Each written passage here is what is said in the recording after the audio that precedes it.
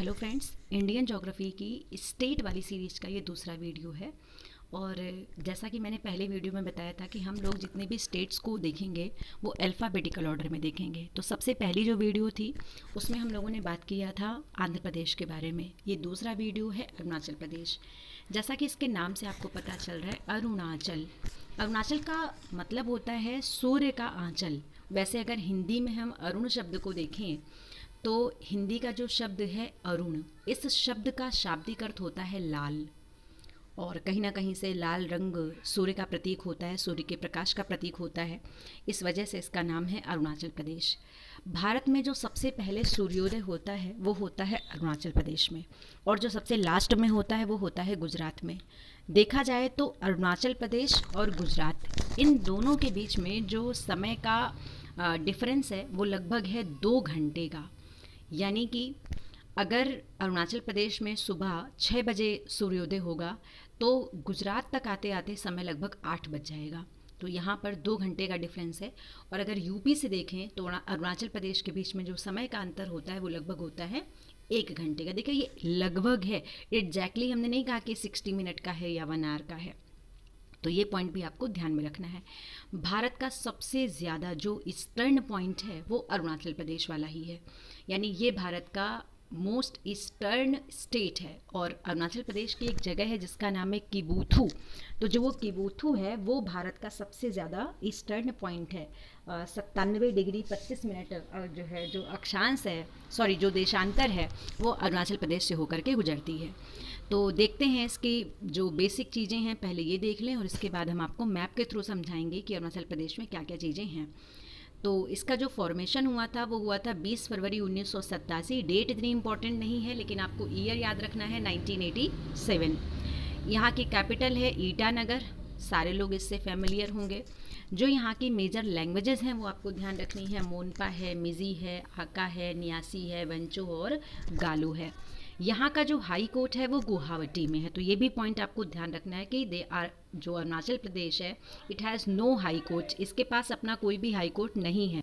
जब इसके पास अपना कोई हाई कोर्ट नहीं है तो अगर कोई ऐसा मैटर होता है कि वो हाई कोर्ट में जाए तो यहाँ का जो हाई कोर्ट पड़ता है वो पड़ता है गुवाहाटी में। फिर देखते हैं यहाँ की ऑफिशियल लैंग्वेज। तो यहाँ के जो ऑफिशियल एनिमल है वो है मिथुन गयाल। जो यहाँ का राजकीय पशु है उसका नाम होता है मिथुन गयाल। और जो यहाँ की ऑफिशियल बर्ड है वो है ग्रेट हॉर्नबिल। स्टेट फ्लावर जो है that is lady slipper orchid. Official dance यहाँ का होता है वीकिंग। तो ये पूछा जाता है एग्ज़ाम में कि यहाँ का ऑफिशियल डांस क्या है। तो जो ऑफिशियल डांस है यहाँ का वो है वीकिंग। इसके बाद में आपको फेस्टिवल्स तो ज़रूर याद रखने हैं। कई बार पूछा गया है एग्ज़ाम में कि अरुणाचल प्रदेश के प्रमुख त्यौहार कौन कौन से हैं। तो आपको नाम याद रखना है, बोरीबूट, मोपिन और लोज़र। ये यहाँ के फेमस फेस्टिवल्स हैं। यहाँ पर वैसे तो कई सारी नदियाँ हैं लेकिन जो सबसे प्रमुख नदियाँ हैं, इन नदियों में एक तो नाम है ब्रह्मपुत्र का, दूसरा सुबनसिरी और तीसरी है लोहित। तो ब्रह्मपुत्र नदी जो एंटर होती है वो अरुणाचल प्रदेश से ही एंटर होती है। तो ब्रह्मपुत्र तो आपको याद ही रखना है। इसके अलावा सुबनसिरी भी बहुत फेमस रिवर है यहाँ की। और जो सबसे लास्ट यहाँ की फेमस एक रिवर है वो है लोहित। लोहित के बारे में आपको बता दें कि जो लोहित नदी है इसे भारत की लाल नदी कहा जाता है। कभी कभी इसको खूनी नदी भी कहा जाता है और कभी कभी इसको ब्लड रिवर के नाम से भी जाना जाता है।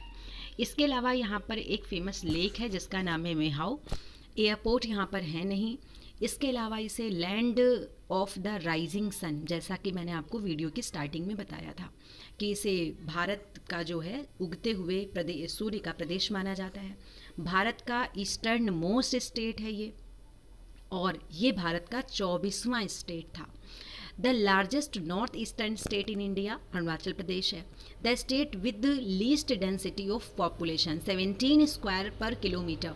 अब सोचिए कि भारत का ये ऐसा राज्य है जहाँ सबसे लीस्ट डेंसिटी है, यानी यहाँ पर सबसे ज़्यादा जो लीस्ट डेंसिटी है वो यहीं पर है। इट मीन्स यहाँ पर 1 स्क्वायर किलोमीटर में अगर हम ले लें कि 1 किलोमीटर ये है, 1 किलोमीटर ये है, 1 किलोमीटर ये है और 1 किलोमीटर ये है, तो ये जो 1 स्क्वायर किलोमीटर वाला पूरा स्क्वायर बन चुका है, इस स्क्वायर में केवल 17 लोग रहते हैं। सोचिए कितनी कम यहाँ पर पॉपुलेशन डेंसिटी है।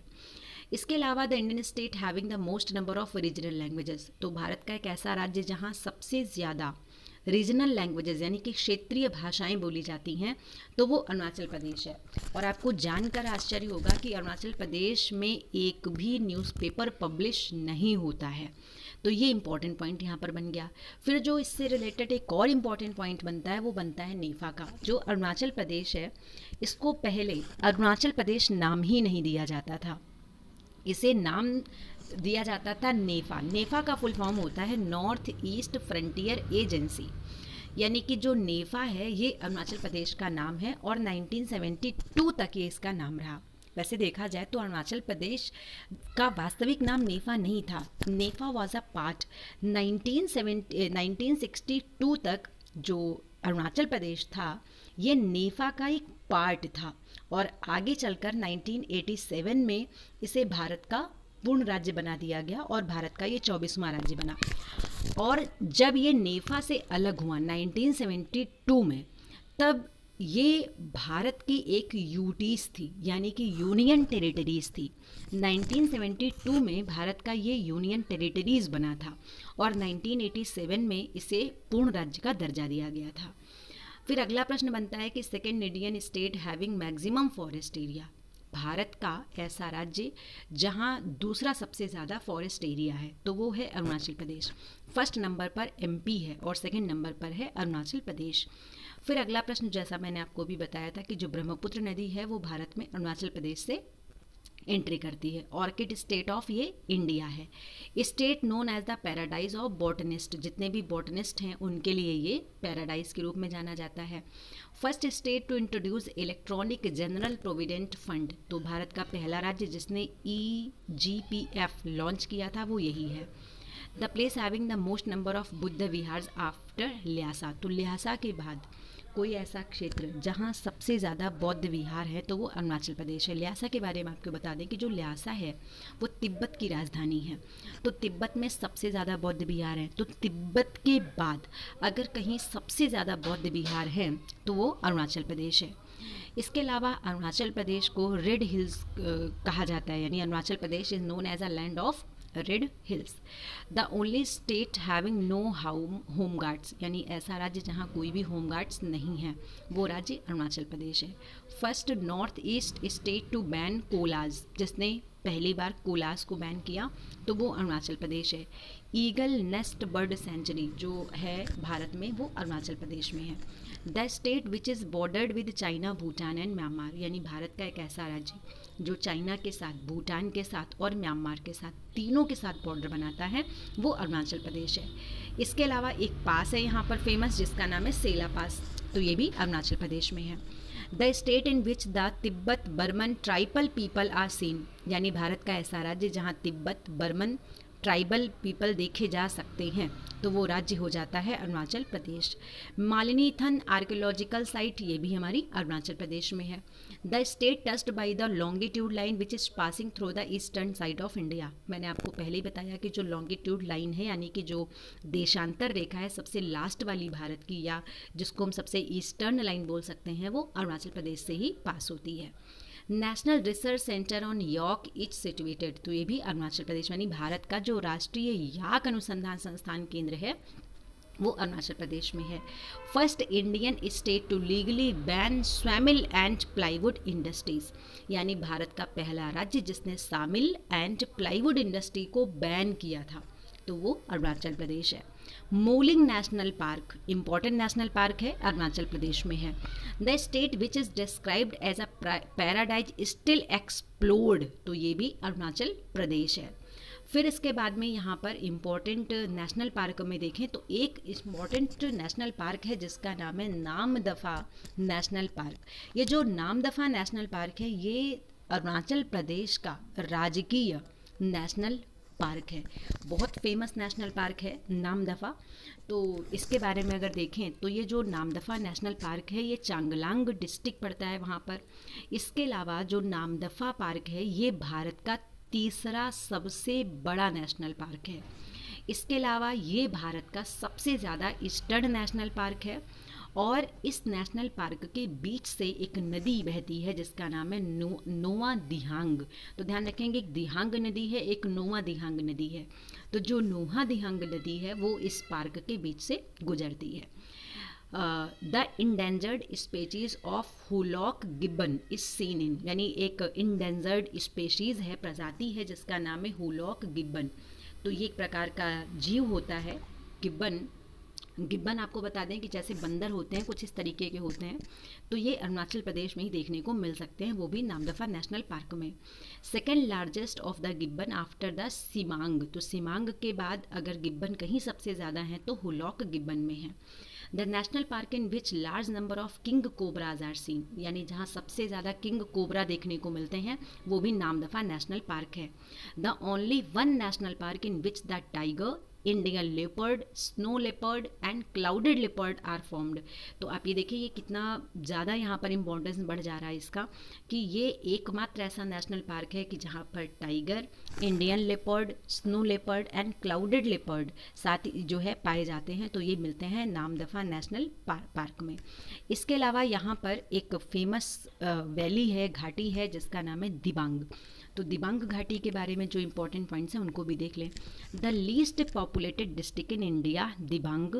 तो भारत में जो सबसे कम जनसंख्या वाला जिला है तो वो है दिबांग वैली। तो वैली है जिसको नाम दिया जाता है दिबांग। इन अरुणाचल प्रदेश ब्रह्मपुत्र इज नोन एज। तो जो अरुणाचल प्रदेश है इसमें जो ब्रह्मपुत्र नदी है इसे दिबांग के नाम से जाना जाता है। इसके अलावा अरुणाचल प्रदेश में दिबांग नाम का एक बायोस्फीयर भी है, यानी जैवमंडल आरक्षित क्षेत्र भी है। The entry area of Brahmaputra in Arunachal Pradesh is known as Siang, यानी जो ब्रह्मपुत्र नदी है जब ये अरुणाचल प्रदेश में एंट्री करती है तो इसे नाम दिया जाता है सियांग। ब्रह्मपुत्र एंटर्स अरुणाचल प्रदेश एट सादिया, यानी जो प्लेस का नाम है वो है सादिया। और यहाँ पर एक दर्रा भी है जहाँ से नदी प्रवेश करेगी। Before 1962 Arunachal Pradesh was constitutionally a part of Assam, यानी 1962 से पहले अरुणाचल प्रदेश पार्ट किसका था? असम का था। The major agriculture practice in Arunachal Pradesh jhum cultivation. ये क्वेश्चन बहुत बार पूछा गया है। अरुणाचल प्रदेश के ज़्यादातर लोग जो खेती करते हैं वो झूम एग्रीकल्चर होती है। तो झूम कल्टीवेशन का मतलब ये हुआ कि एक पार्ट पे खेती करेंगे और जब वहाँ पे फसलें हो जाएंगी फिर फसल को काटने के बाद उस जगह को खाली छोड़ दिया जाता है, फिर ये लोग दूसरी जगह पर माइग्रेट कर जाते हैं। तो ऐसी कल्टीवेशन को झूम नाम दिया जाता है। The famous Hindu pilgrim centre in Arunachal Pradesh, यानी कि जो अरुणाचल प्रदेश में एक फेमस हिंदू धार्मिक तीर्थ स्थल है उसका नाम है परशुराम कुंड। तो ये भी आपको ध्यान रखना है। फिर Jawaharlal Nehru state museum situated in Itanagar, यानी ये तो वैसे कई जगह जवाहरलाल नेहरू स्टेट म्यूजियम है, तो यहाँ पे भी ध्यान रखेंगे कि आप अरुणाचल प्रदेश में हैं। Brahmaputra enters Arunachal Pradesh at Sadiya. Before 1962 Arunachal Pradesh was constitutionally a part of Assam. तो ये क्वेश्चन अभी मैंने आपको पहले ही बता दिए। फिर अगला प्रश्न बनता है the language which was recently identified in India, यानी भारत की जो सबसे लेटेस्ट लैंग्वेज है जिसे आइडेंटिफाई किया गया है उस लैंग्वेज का नाम है कोरो। द टाइगर रिजर्व जो है, यानी जो अरुणाचल प्रदेश में एक टाइगर रिजर्व है उसका नाम क्या है? पाखुई, या कभी कभी इसको पक्के के नाम से भी जानते हैं। भारत का सबसे ज़्यादा ईस्टर्न मोस्ट डिस्ट्रिक्ट उसका नाम है चांगलांग। तो आप ये ध्यान रखेंगे अरुणाचल प्रदेश में है, ये भारत का सबसे ज़्यादा ईस्टर्न पॉइंट है।